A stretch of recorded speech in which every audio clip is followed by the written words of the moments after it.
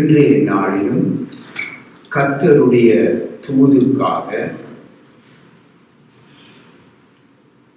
எபேசியர் 3ஆம் அதிகாரம் 8வது வசனத்தை தயவு செய்து வாசிங்கவாகும். எபேசியர் 3ஆம் அதிகாரம் 8வது வசனம்.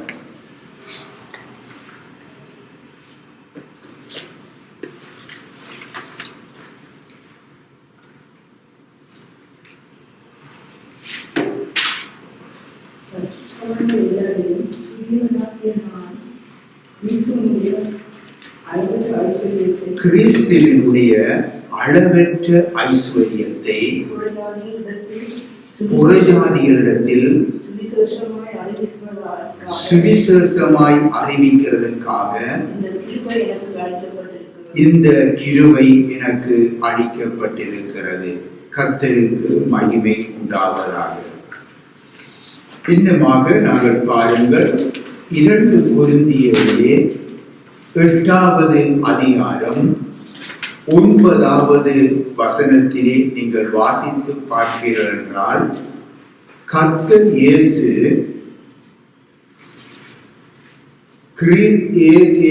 கிறிஸ்துவே ஐஸ்வர்யம் உள்ளவராயிருக்கிறார். நம்முடைய ஆண்டவர் இயேசு கிறிஸ்துவே ஐஸ்வர்யம் உள்ளவராயிருக்கிறார் என்று எழுதப்பட்டிருக்கிறது.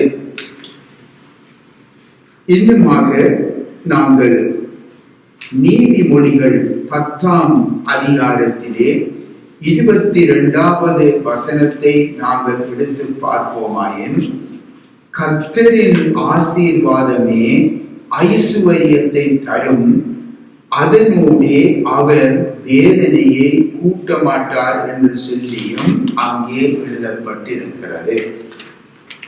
எனக்கு அருமையான தேவனுடைய பிள்ளைகளே, உலக ஐஸ்வர்யத்தை குறித்தும் ஐஸ்வர்யவான்களை குறித்தும் அறியாதவர்கள் இந்த உலகத்தில் இல்லை என நம்புகிறேன். ஆனால் நீங்கள் கர்த்தர் இயேசுவை விசுவசிக்கிறபடியினாலே நீங்கள் அழியாத ஐசுவரியத்தின் சொந்தக்காரராய் இருக்கிறீர்கள் என்று அறிவீர்களா? கொஞ்சம் சிந்தியுங்கள். இந்த உலகத்திலே ஐஸ்வர்யவான்களாய் இருப்பவர்கள் இருமாப்புள்ள சிந்தை உள்ளவர்களாய் இராமல், இந்த நிலையற்ற, அதாவது அழிந்து போற ஐஸ்வர்யத்தின் மேல் நம்பிக்கை வையாமல் நித்தியத்துக்கும் அழியாத அந்த ஐஸ்வர்யமாகிய இயேசு கிறிஸ்துவின் மேல் உங்கள் நம்பிக்கையை வைக்க வேண்டும் என்று சத்திய வேதத்தின்படி உங்களுக்கு கூறுகின்றேன். நம்முடைய ஆண்டவர் இயேசு கூறிய சம்பவம் ஒன்றை உங்கள் முன் வைக்கிறேன். லூக்கா சுவிசேஷத்திலே 16ஆம் அதிகாரத்திலே 19 தொடக்கம் 31 வரை நீங்கள் வாசித்து பாருங்கள். நீங்கள் எல்லோரும் இந்த சம்பவத்தை குறித்து அறிந்திருக்கிறீங்க. அங்கே ஐஸ்வர்யம் உள்ள ஒரு மனுஷனை குறித்தும் தரித்திரனான லாசருவை குறித்தும் அங்கே எழுதப்பட்டிருக்கிறது. இது குறித்து நீங்கள் அறிவீர்கள். பல தடவைகள் பிரசங்கங்கள் மூலமாக பலவிதமான முறைகளிலே ஆண்டவர் பேசுவதை நீங்கள் கேட்டிருப்பீங்க. இன்றைய நாளிலும் கர்த்தர் உங்களுடனே அவர் பேசுகின்றார். எனக்கு அருமையானவர்களே, பார்க்கும் பொழுது, நாங்கள் வேதத்தை பார்க்கும் பொழுது, இங்கே பெயர் குறிப்பிடாத ஐஸ்வர்யம் உள்ள மனுஷனை குறித்து நம்முடைய ஆண்டவர் இயேசு சொல்லுகின்றார். பெயர் குறிப்பிடப்படாத ஒரு மனுஷன், அவரை குறித்து ஆண்டவர் இயேசு சொல்லும் பொழுது என்ன சொல்லுகிறார் தெரியுமா? அவன் ஆடம்பரமாயும் மனுஷருடைய பார்வையிலே கவர்ச்சியாக காணப்படும்படியாக தன்னை அலங்கரித்துக் கொள்ளுகிறவனாகவும் காணப்படும்படிக்கு அதிலே அவன் கவனம் செலுத்திக் கொண்டு வந்தான். அவன் பாருங்க ஆபிரகாமை தகப்பனே என்று சொல்லி அழைக்கிறதையும் நாங்கள் பார்க்கிறோம். அதிலிருந்து அவன் ஆபிரகாமின் சந்ததி என்றும் ஆபிரகாமின் தேவனை தன்னுடைய தேவனாக கொண்டவன் என்றும் நாங்கள் அறியக்கூடியதாக இருக்கிறது. ஆனால் இவனுடைய பெயர் பரலோகத்திலே ஜீவ புஸ்தகத்தில் இருந்து கிறுக்கப்பட்டு விட்டதை அறியாமல் அவன் வாழ்ந்து கொண்டே இருக்கிறான். கவனியுங்க, வெண் வஸ்திரம் தரித்தவனாக, அதாவது ரட்சிக்கப்பட்டவனாக, ரட்சிக்கப்பட்ட கனிகள் உடையவனாக வாழ வேண்டியவன் இந்த உலகத்தின் முன்பாக தன்னை அலங்கரித்து தாம்பீகமாக பகட்டு வாழ்க்கையை அவன் வாழ்வதிலே தன்னுடைய அக்கறையை அவன் செலுத்தி இருந்தான் என்று நாங்கள் பார்ப்போம். அது மட்டுமல்ல, தன்னுடைய வாசல் அருகே ஒருவன் இருக்கிறான், ஒரு தரித்திரன். அவனை கூட இவனுடைய கண்கள் தெரியவில்லை. ஆம், சொல்ல போனால் ஒரு தற்பிரியனாக அவன் வாழ்ந்தான். இந்த காலங்களில் பாருங்க, தேவனுடைய ஊழியர்கள் என்று சொல்லப்படும் இன்றைக்கு அநேகர், நாம் எல்லாரும் இது உலகமே அறிந்த காரியங்கள் என்று சொல்லப்படும் இன்றைக்கு அநேகர் பாருங்கள், தார்மீகமான ஒரு வாழ்க்கையை தான் அவர்கள் வாழுகிறார்கள். தங்களுடைய சபையிலே எத்தனையோ ஏழைகள் இருக்கிறாங்க, எளியவர்கள் இருக்கிறாங்க, புருஷனை இழந்தவர்கள் இருக்கிறாங்க. இவர்களை எல்லாம் அவங்க நினைக்க மாட்டாங்க. இன்றைக்கு அந்த சபையில் இருக்கிற எத்தனையோ குடும்பங்களுடைய பிள்ளைகள், அவர்கள் படிப்பதற்கு வசதி இல்லாமல், ஏன் பாடசாலைக்கு செல்வதற்கு ஒரு ஒழுங்கான உடுப்பு உடுத்த முடியாதவர்களாக, ஒரு ஷூ போட்டுட்டு போக முடியாமல், அதை வாங்குவதற்கு காசு இல்லாமல் எத்தனையோ பேர் அங்கு இருக்கிறாங்க. இல்லை என்று நாம் சொல்லவே முடியாது. ஆனால்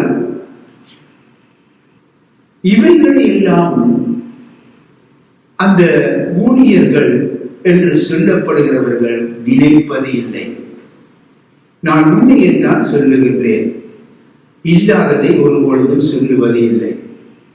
ஆனால் பாருங்க, இன்றைக்கு தாங்கள் காணி பூமி வாங்க வேண்டும், மாடி வீடுகள் கட்ட வேண்டும், தங்களுடைய பிள்ளைகளுக்கு சொத்து சேர்க்க வேண்டும்.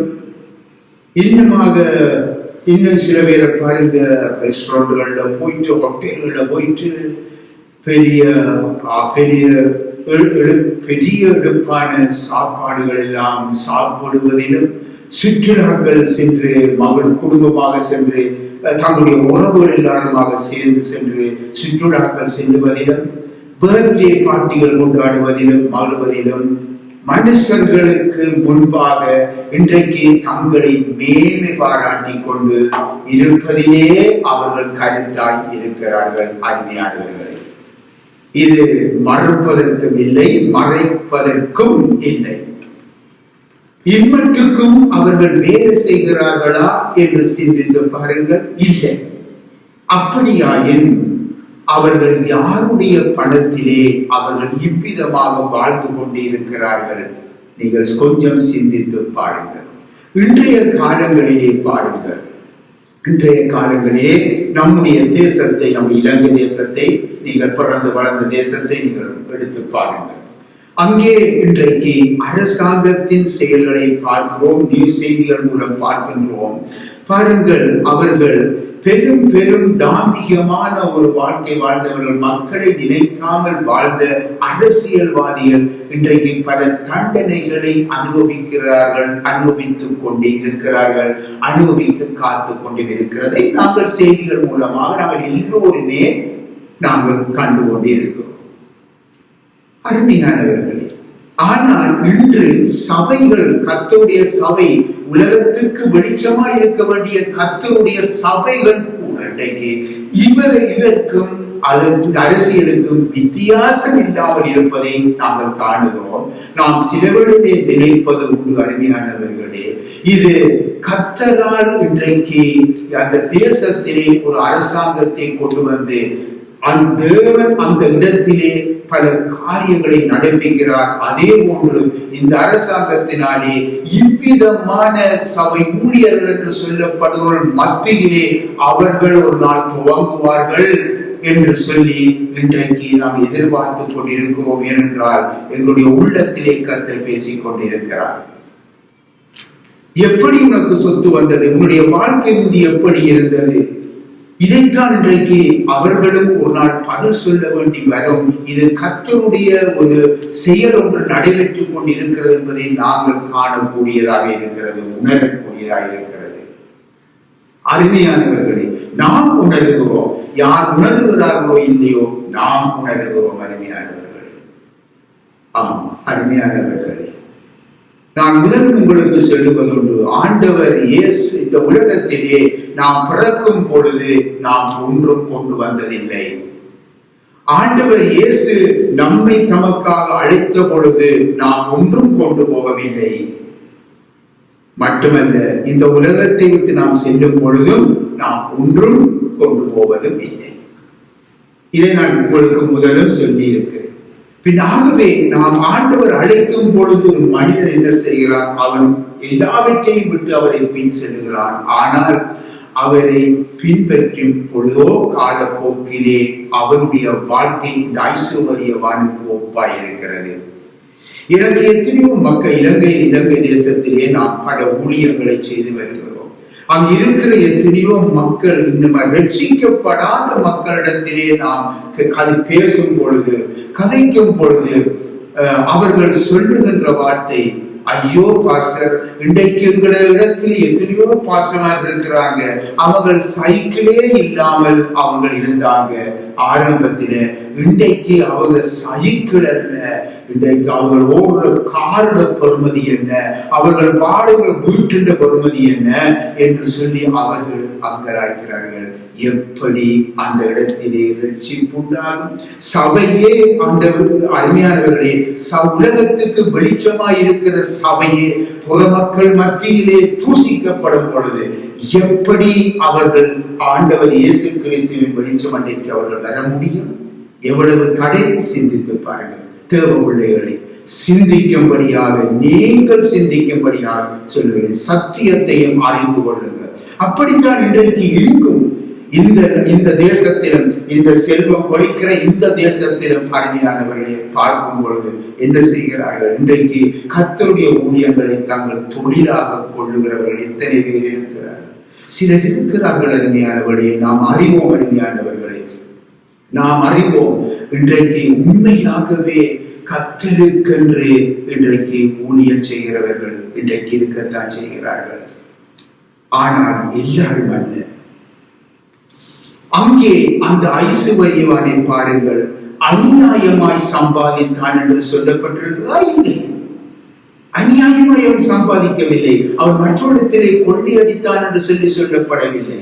அவன் தன் பிரயாசத்தினாலே அவன் ஏதோ ஒரு தொழிலை மேற்கொண்டு அவன் சம்பாதித்து அவன் ஐசுவரியவானாய் இருந்திருக்கிறான். ஆனால் அவன் தற்பிரியனாய் இருந்தான். இதுதான் அங்க இருக்கிற பிரச்சனை. தற்பிரியனாய் வாழ்ந்து ரட்சிப்பை இழந்து ஜீவ புஸ்தகத்திலே இருந்து அவன் பெயர் கிறுக்கப்பட்டு விட்டதென்றால், அருமையானவர்களே, சிந்தித்து பாருங்கள். இன்று உள்ள இப்படிப்பட்ட ஊழியர்களின் நிலை எப்படி இருக்கும் என்பதை நீங்க சிந்தித்து பாருங்கள். அருமையானவர்கள், அதுதான் இன்றைக்கு சில பேர் ஊழியக்காரன் என்று சொன்னால் நான் கேட்கிறது, எந்த ஊழியக்காரன்? ஏனென்றால் வேதத்திலே 2 ஊழியக்காரர் சொல்லப்பட்டிருக்கிறது. ஒன்று தேவனுடைய ஊழியக்காரர், ஒன்று சாத்தானின் ஊழியக்காரர், பிசாசின் ஊழியக்காரர். அப்படி என்றால் ஊழியக்காரன் என்றால் யார் ஊழியக்காரன், எந்த ஊழியக்காரன் என்று சொல்லி கேட்பது உண்டு. அருமையானவர்களே, இவ்விதமாய் நாம் நடந்து கொள்வதனாலே, சத்தியத்தை குறித்து பேசுவதனாலே பலர் நம்மை பகைக்கிறார்கள் தான், இல்லை என்றல்ல. அதற்காக நாம் ஒரு பொழுதுமே நாம் சோர்ந்து போவதும் இல்லை, ஒரு பொழுதும் நாங்கள் தூக்கப்படுவதும் இல்லை. ஏனென்றால் நம்மை அழைத்தவர் கர்த்தர், நாம் அவருடைய வேலைக்காரர், நாம் எஜமான், அவர்தான் எஜமான். அருமையானவர்களே, ஜனங்கள் மத்தியிலே நாம் அவர்களுக்கு ஊழியம் செய்யத்தான் வந்திருக்கிறோம். எஜமானாய் இருப்பதற்கல்ல, கதாநாயகராக இருப்பதற்கல்ல, ஊழியம் செய்யத்தான் வந்திருக்கிறோம் அவர்களுக்கு. இன்றுள்ள இப்படிப்பட்ட ஊழியர்களின் நிலை எப்படி இருக்கும் என்று சிந்தித்து பாருங்கள். இந்த காலங்களிலே சிலர் இன்றைக்கு பாருங்க, தங்களுடைய நீங்கள் எல்லாரும் இதை கண்டிருப்பீங்க. நான் அதிகமாக பிரயாணம் பண்ணி போய்கிற பஸ்களுக்குள்ளே ட்ரெயின்களுக்குள்ளே நாங்கள் பார்ப்பது அருமையான சிலர் பாருங்கள், தங்களுடைய கன்னிகளை வைத்துக் கொண்டு தங்கள் முகங்களை பார்ப்பார்கள். தனிமையில் இருந்தால் ஆட்கள் இருந்தாலும் அதை பற்றி அவளுக்கு பிரச்சனை இல்லை. பார்ப்பார்கள், ஒரு சிரித்து பார்ப்பார்கள், ஒரு அழுது ஒரு மாதிரி பார்ப்பார்கள், பேசி பார்ப்பார்கள், வாயை வெளிச்சு பார்ப்பார்கள், சுழிச்சு பார்ப்பார்கள், கண்ணை சிமிட்டி பார்ப்பார்கள். இப்படி எல்லாம் இந்த தங்களை அழகுபடுத்திக் கொள்வது, தான் எப்படியாக நடக்க வேண்டும் என்பதை அப்படி நடிச்சு அப்படி கடந்து பார்த்து செய்து கொண்டு இருப்பதை நாங்கள் பார்த்து கொண்டு இருக்கும் பொழுது எங்களுக்கு ஒரு சிரிப்பாகவும் வருகிறது. அதே நேரத்திலே அதை குறித்து என்ன சொல்லுகிறது என்று தெரிய முடியாமல் இருக்கிறது. எப்படி இந்த சமூகம் போய்கொண்டிருக்கிறது. இவ்விதமாக பாருங்கள், தங்களை அழகுபடுத்துவதிலேயே நேரத்தை கழிப்பதிலே அவர்கள் கருத்தாய் இருக்கிறார்கள். கற்பிரியர் நன்றா புரிந்து கொள்ளுங்கள். இன்றைக்கு சில பேரை பாருங்க, குழந்தையை கொண்டு அவர்களுடைய கிண்டவாக வச்சு பிள்ளைகளை குழந்தைகளை ஊட்டி கொண்டு வருவார்கள். குழந்தை கத்தும், மம்மா மம்மா மம்மாண்டு கூப்பிடும். தாய்க்கு காது இருக்காது, என்ன காது இருக்காது, எல்லாம் அந்த ஹேண்டி பார்ப்பதிலேயே அவன் கருத்தாயிருப்பான். அது கத்தி கத்தி கத்தி மம்மா மம்மா மம்மா மம்மாண்டு கத்தி கொண்டு பேசாம இருக்கும். நாளைக்கு இந்த பிள்ளை வளர்ந்த விற்பாடு, நீ தாய் பயணம் சென்ற நேரத்திலே நீ பிள்ளைய கூப்பிடுவாய், அது கண்ட காதை அடைச்சு கொண்டு அண்டி பார்த்து கொண்டுதான் இருக்கும். இதுதான் நடக்கும் அருமையானவர்கள். ஆகவே என்ன இது? கற்பிரியர், கற்பிரியர். ஆனால் தேவனுடைய பிள்ளைகளாகிய நீங்கள் கற்பிரியர் என்ற இந்த கொடிய காலத்துக்குள்ளே நாங்கள் அகப்பட்டு விடக்கூடாது. பாருங்கள், அகப்பட்டு விடக்கூடாது. பரிசுத்த பைபிளிலே பாருங்க, கடைசி நாட்களின் கொடிய காலங்கள் என்று முதலாவது எழுதப்பட்டிருப்பது எது தெரியுமா? நீங்க வாசிங்க தயவு செய்து. 2 தீமோத்தேயுவிலே 3ஆம் அதிகாரத்திலே 1ஐயும் 2ஐயும் வாசிக்கவா.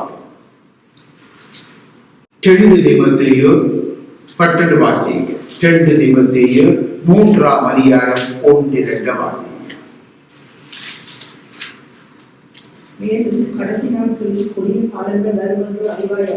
மேலும் கடைசி நாட்களிலே கொடிய காலங்கள் வரும் என்று அறிவாயாக. எப்படி?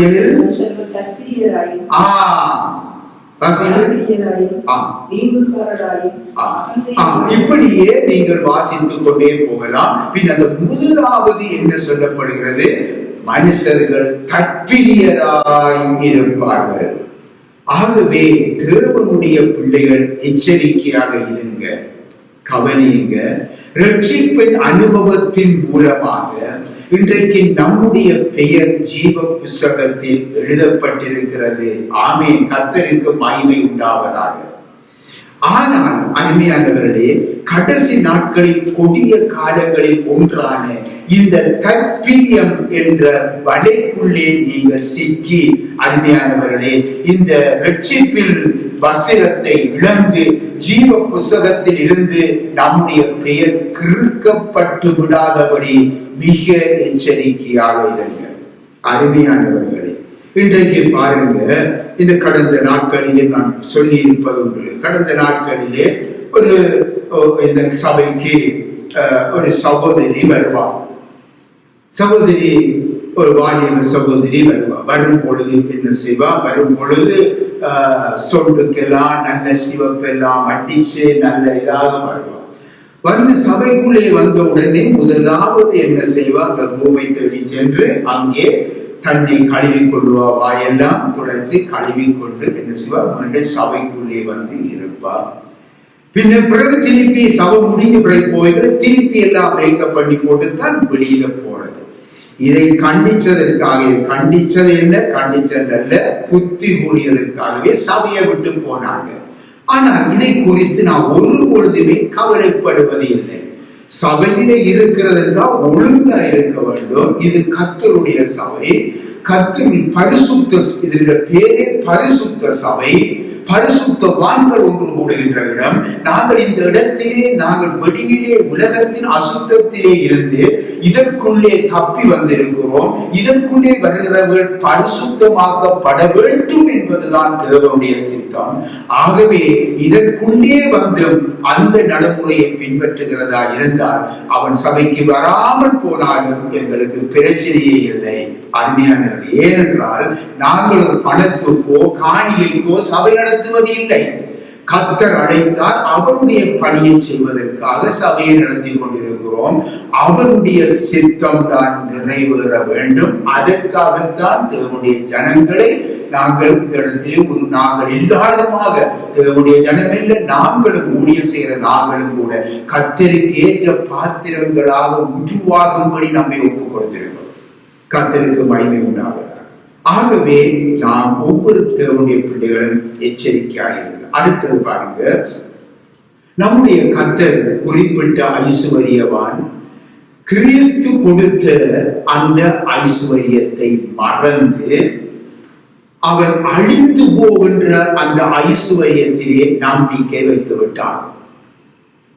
ஒருவேளை நீங்கள் யாரும் நினைக்கலாம், இவன் பழைய ஏற்பாட்டின் காலத்திலே இருந்தவன் அல்லவா, எப்படி கிறிஸ்துவின் ஐசுவரியத்தை கொண்டிருப்பான் என்று சொல்லி நீங்கள் நினைக்கலாம்.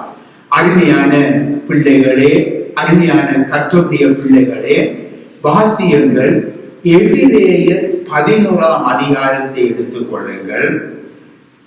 24 தொடக்கம் 26 வரைக்கும் தயவு வாசிங்க. எபிரேயர் 11, 24, 26 வாசிங்க. எபிரேயர் 11, 24, 26. விசுவாசத்தினாலே மோசே தான் பெரியவனான போது பார்வோனுடைய குமாரத்தியின் மகன் எண்ணப்படுவதை வெறுத்து அநித்தியமான பாவ சந்தோஷங்களை அனுபவிப்பதை பார்க்கிலும் தேவனுடைய ஜனங்களுடைய துன்பத்தை அனுபவிப்பதையே தெரிந்து கொண்டு இனிவரும் பலன் மேல் நோக்கமாயிருந்து எகிப்தில் உள்ள பொக்கிஷங்களிலும் கிறிஸ்துவின் நிமித்தம் வரும் நிந்தையை அறிய பாக்கியம் என்று எண்ணினான் என்று சொல்லி பார்க்கிறோம். பின்ன இங்கே மோசேயை குறித்து எழுதப்பட்டிருக்கிறது. விசுவாசத்தினாலே மோசே தேவனுடைய ஜனங்களுடைய துன்பத்தை அனுபவிப்பதையே தெரிந்து கொண்டார். அடுத்தது பாருங்க, இனிவரும் பலன் மேல் நோக்கமாயிருந்து எகிப்தின் பொக்கிஷங்களிலும் கிறிஸ்துவின் நிமித்தம் வரும் நிந்தையே பாக்கியமாக எண்ணினார் என்று பாருங்க. மோசே பழைய ஏற்பாட்டு மனிதன், கிறிஸ்துவின் நிமித்தம் வரும் நிந்தை. பார்த்தீங்களா? பின்னாகவே விசுவாசத்தினாலே ஆதியாகமம் தொடக்கம் வெளிப்படுத்தல் முடியும் வரை எல்லாம் கிறிஸ்துவை பற்றியே சொல்லப்பட்டிருக்கிறது. ஆண்டவர் இயேசுவும் அதை சுட்டி காட்டுகிறார். கர்த்தருக்கு மகிமை உண்டாவதாக. எகிப்தில் உள்ள பொக்கிஷங்களின் நிமித்தம் பாருங்க, கிறிஸ்து பொக்கிஷங்களிலும் கிறிஸ்துவின் நிமித்தம் வரும் நிந்தையை பாக்கியமாக எண்ணினார்.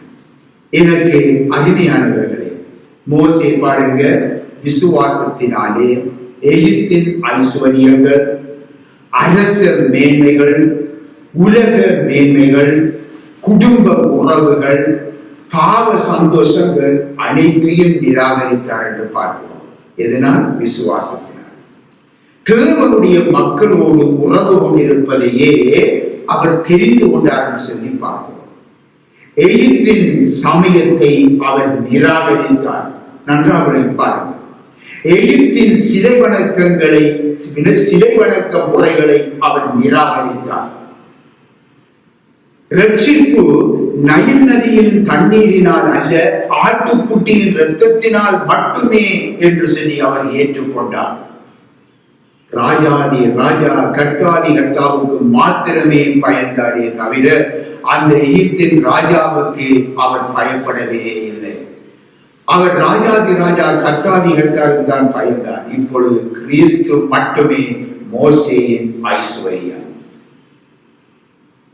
எனக்கு அருமையானவர்களே, ஆனால் லூக்கா சுவிசேஷம் 16ஆம் அதிகாரத்திலே காணப்படும் இந்த ஐசுவரியவான் கிறிஸ்துவின் ஐசுவரியத்தை அவர் விட்டு உலக ஐசுவரியத்தையும் அதில் மேன்மையான வாழ்க்கையுமே தெரிந்து கொண்டதைத்தான் நாங்கள் பார்க்கிறோம். தற்பிரியராகி வாழ்ந்தான். அவன் வாசலிலேயே இருந்த தரித்திரனை கூட நினைக்காம போயிட்டான். பார்த்தீங்களா? காரணம் என்ன? அந்த தற்பிரியம் அதை எல்லாத்தையும் மறைத்து விட்டது. அவனுக்கு 5 சகோதரர்கள் உண்டு என்பதை அறிய முடிகிறது. 5 சகோதரர். ஆகவே அருமையானவர்களே, நீங்கள் ஆரம்பத்திலே வாசிக்க கேட்ட அந்த வேத வாக்கியத்தை மீண்டும் உங்களுக்கு ஞாபகமூட்டுகிறேன். கிறிஸ்துவினுடைய அளவற்ற ஐஸ்வர்யத்தை புற ஜாதியிடத்திலே சுவிசேஷமாய் அறிவிக்க கிருபை பெற்ற அந்த ஐஸ்வர்யவான் அந்த கிருபையை தள்ளிவிட்டு வாழ்ந்தான். அந்த தன்னுடைய சகோதரரை கூட அவன் நினைக்க இல்லை. அவர்களுக்கும் அந்த சுவிசேஷத்தை அவனும் வாழவில்லை. அந்த சுவிசேஷத்தை அறிவிக்கிற அந்த ஐஸ்வர்யத்தை அவனத்திலேயும் கொண்டு போகவில்லை.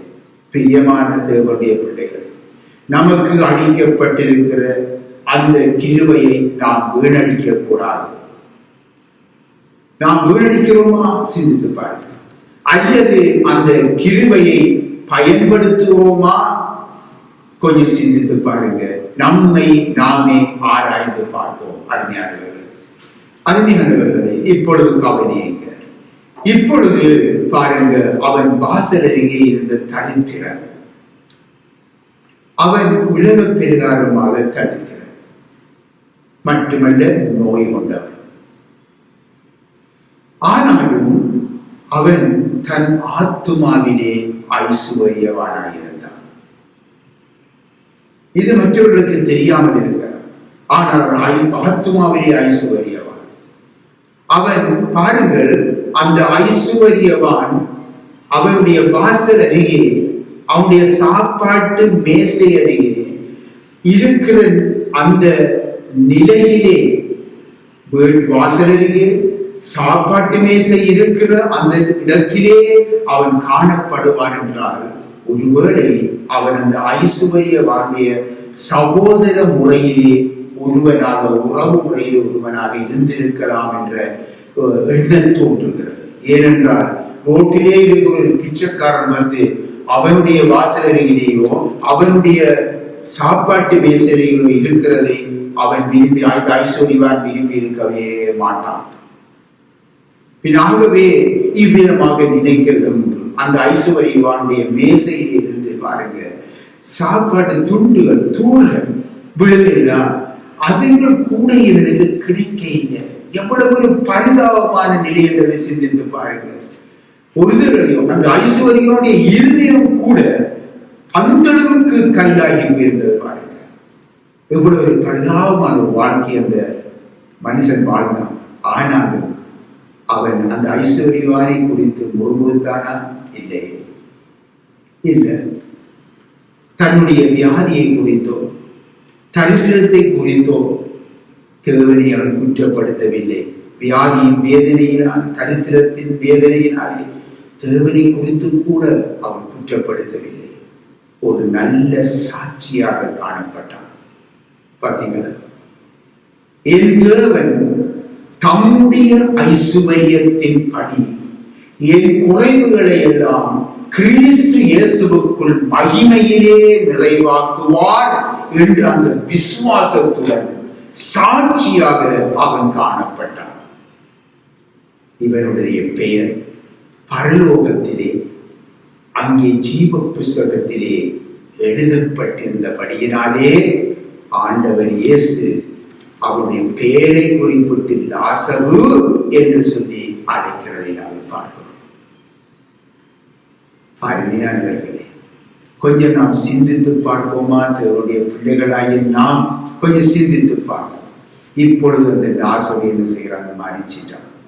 ஐஸ்வர்யவானுக்கு முந்தையே மரிச்சிட்டான்.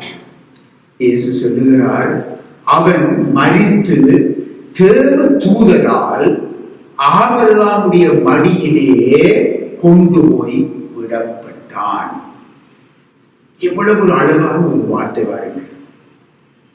கவனிங்க, இந்த ரட்சிப்பை சுதந்திரிக்க போகிறவர்கள் நிமித்தமாக, ரட்சிப்பை சுதந்திரிக்க போகிறவர்கள் நிமித்தமாக இருக்கும் ஒவ்வொருவருக்கும் பணிவிடை செய்யும்படி பரலோகம் தேவதூதர்களை அனுப்பி இருக்கிறது, தேவதூதர்களை தந்திருக்கிறது என்பதை மறந்துவிடக் கூடாது. ஒவ்வொருவருக்கும் அருகிலே தேவனுடைய பிள்ளைகள் ஒவ்வொருவருக்கும் அருகிலே ஒரு தேவதூதன் இருந்து கொண்டுதான் இருக்கிறார். அவன் ஒவ்வொரு முறையும் என்ன செய்வான்? ஏதாவது நாங்கள் கடவுடுத்தால் அல்லது சபையுடைய பணங்களை இல்லவா நம்ம களவெடுத்தா உடனே ஓடிப்பி அங்க சொல்லுவார் ஆண்டவர்கிட்ட. அப்படிதான் வேதத்தில் சொல்லப்பட்டிருக்கு. நீங்க வழியா வேதத்தை வாட்சி பாருங்க. ஓடி போய் சொல்லி போட்டு வருவார். எல்லாம் இங்கிருந்து முறைப்பாடுவோம், இங்கிருந்து நன்மையான காரியங்களை நாங்க செய்வோம் என்றால் அதை ஓடி போய் அங்கே ஆண்டவருக்கு சொல்லி போட்டு வந்துடுவோம் தேவதூதர். பின்ன நாம் அதை நினைப்பதில்லை. நம்மை சுற்றிய பக்கத்திலே ஆள் இருக்குது, இப்பயும் இருக்குது. அருமையானவர்களே, இதை நாம் ஒருபொழுது நினைச்சு பார்ப்பதில்லை. ரட்சிப்பை சுதந்திரிக்க போகிறவர்கள் நிமித்தமாக ஒவ்வொருவருக்கும் பணிவிடை செய்யும்படியாக பரலோகம் தேவதூதனை அனுப்பி இருக்கிறது. அவர்கள் இந்த இவ்வுலகத்திலே அங்கே மரித்தவுடனே, அவர்கள் யாரும் மரித்தவுடனே அவர்கள் என்ன செய்கிறார்கள்? அந்த ஆத்துமாவை உடனடியாக என்ன செய்கிறார்கள்? கொண்டு போய் பரலோகத்திலே அந்த இளைப்பாடும் ஸ்தலத்திலே அங்கே கொண்டு போய் விட்டு விடுகிறார்கள். எவ்வளவு ஒரு சந்தோஷமான ஒரு காரியம் பாருங்க, எவ்வளவு சந்தோஷமான ஒரு செய்தி. அப்படியே பாருங்க, லாசருடைய மரணத்திலும் நடைபெற்றது. சரி, பின்ன கவனிக்க வேண்டும். அவளை கொண்டு போய் லாசரை கொண்டு போய் விட்டார்கள். இங்கே ஐஸ்வர்யவானுடைய வாழ்க்கை தொடர்கிறது. நன்றாக கவனிங்க. பிறிதொரு நாளிலே அவனும் மரித்து விட்டான். இயேசு சொல்லுகிறார் பாருங்க, அப்ப ஐஸ்வர்யவான் மரித்து அவன் அடக்கம் பண்ணப்பட்டான் என்று சுட்டி காட்டுகிறார். இவனுக்கு லாசருவை குறித்து அங்கே தேவதூதர்களால் கொண்டு போய் அங்கே ஆறுதல் ஸ்தலத்திலே, இளைப்பாறுதல் ஸ்தலத்திலே விட்டார்கள். இங்கே ஐஸ்வர்யவானை குறித்து சொல்லும் பொழுது அவன் மரித்து அவன் அடக்கம் பண்ணப்பட்டான் என்று சொல்லி சொல்லப்படும். இப்பொழுது அடக்கம் பண்ணப்பட்டான் என்றால் பாருங்கள், இப்பொழுது ஆண்டவர் அடுத்த வார்த்தை சொல்கிறார், அவனோ பாதாளத்திலே வேதனைப்படுகிறான். பார்த்தீங்களா அருமையானவர்களே? அடக்கம் பண்ணி இவருடைய ஆத்துமா சமாதானத்தில் இளைப்பாறுதல் அடைவதாக என்றெல்லாம் மாவிட அல்லது பொன் தகட்டாலேயோ அவர்கள் செய்து போட்டிருப்பாங்க. ஆனால் ஆண்டவர் சொல்றார், பாதாளத்திலே அவன் வேதனைப்படுகிறான். இங்கே அக்கினி ஜுவாலையிலே அவன் இரவும் பகலும் இளைப்பாறுதல் என்று கதறி கொண்டே இருக்கிறானா. ஒரு வாசிக்கிறீங்க, மத்திய சுவிசேஷத்தை எடுத்தவர்கள் வாசிக்க, டொச்சில வாசிக்கலாம் சரிதான், தமிழ்ல வாசிக்கலாம் சரிதான். மத்திய 10ஆம் அதிகாரம் 28 வாசிக்க தயவு செய்து. மத்திய 10:28.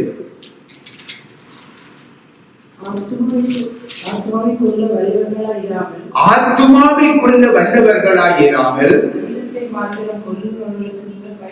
சரீரத்தை மாத்திரம் கொல்லுவர்களுக்கு பயப்பட வேண்டாம்.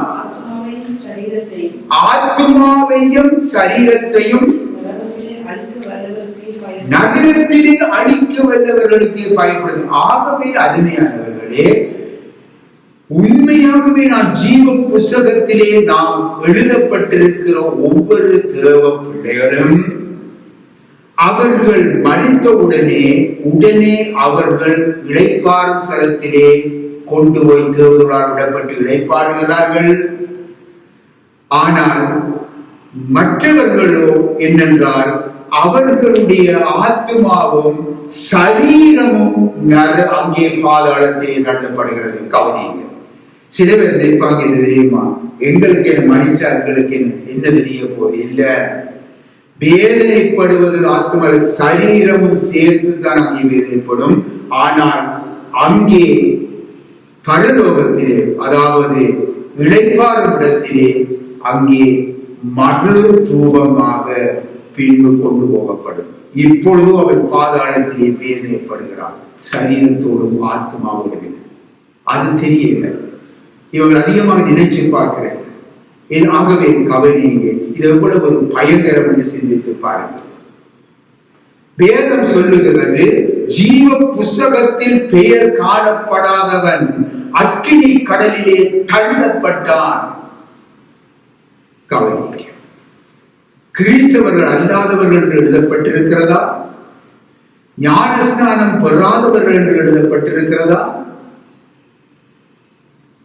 ஞானஸ்நானம் பெறத்தான் நல்லது, அது நல்லது. ஆனால் அப்படி எழுதப்பட்டிருக்கிறதா?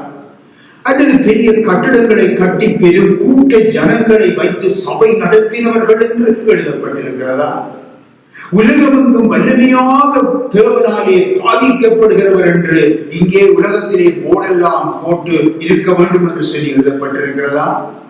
உலகம் முழுவதும் கிளை சபைகளை எல்லாம் வைத்திருந்தவர்கள் என்று பெயர் பெற்றவர்கள் என்று எழுதப்பட்டிருக்கிறதா? இல்லவே இல்லை, இல்லவே இல்லை. ஜீவ புஸ்தகத்திலே எழுதப்பட்டிராதவன் எவனோ அவன் அக்கினி கடலிலே தள்ளப்பட்டான். அருமையானவர்கள், கவனிக்க வேண்டும்.